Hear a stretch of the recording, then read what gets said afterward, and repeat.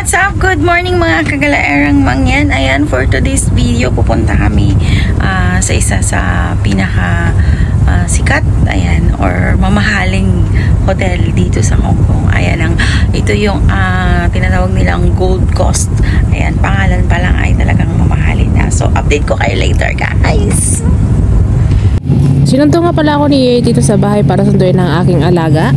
Pero sa ganun ay nagaya pa muna pumunta ng supermarket. Syempre ako naman ay napaka-excited. Dahil meron akong kailangan bilhin sa supermarket. Kailangan natin ng napkin para sa atin. Ay mahirap kumilos guys kapag walang napkin. Syempre kailangan ko rin ng tinapay at kape para sa aking almusal.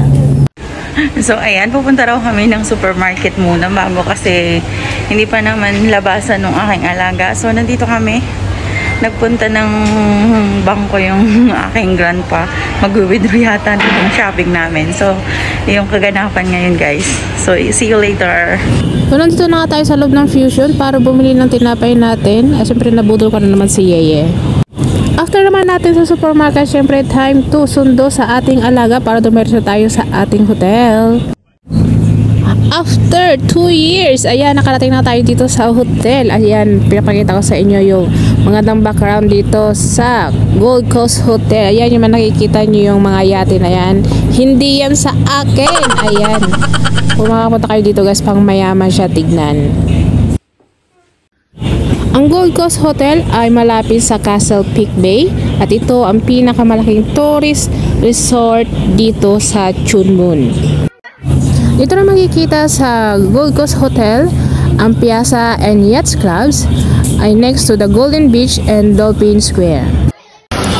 Bumaba na nga pala kami sa aming hotel para mananghalian, pero ito ang aming nadatnan, isang malaking fountain. Ayan, pang mayaman siya tignan guys, kahit na po niya ang lola mo. So, pretend tayong mayaman. So, makikita natin magagandang flora. Siyempre, makikita natin ang display, may pa-cake at saka wedding dress decoration dito sa baba. At habang nag-aantay nga tayo sa dalawang matanda at kasama ko ngayon dalawang batang makulit, nandito tayo sa baba. Ayan, meron pang pa-fountain at saka pa-floral pang nalalaman. So, nakakainggan nyo siya guys. Pero, ang aking tiyan ay humihilab na dahil sa gutom. Dahil napakabagal ng dalawang matanda. At ang aking kasama ay nagre-reklamo na. So, ito na nga guys. Meron na tayong pagkain dito sa aking harap. Meron tayong fried rice, chicken, broccoli. At saka meron din tayong fried noodles with shrimp. O, ayan, nagutom kayo guys. Ako'y gutom na. At ito na nga, bumalik na nga tayo sa taas ng hotel dahil after natin mag-lunch, kailangan muna natin magpahinga.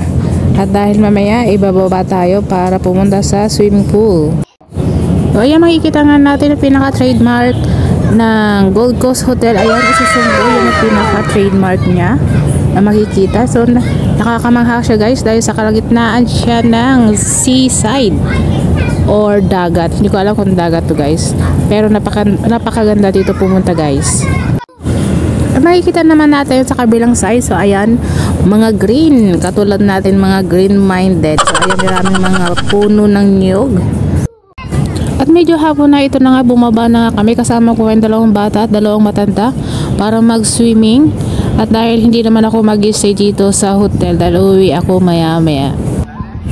Bago naman syempre ako umuwi, kumain muna kami ng dinner. Meron tayo ditong bacon with lettuce. Ayan, yayamanin siya guys.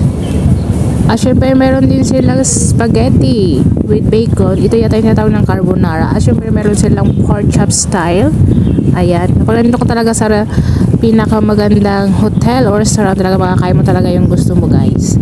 At syempre meron din silang tinatawag na parang drumstick pork. Ayan, with decoration siya. At syempre hindi mawawala ang aking paboritong panghimagas. Ayan, matatamis siya guys.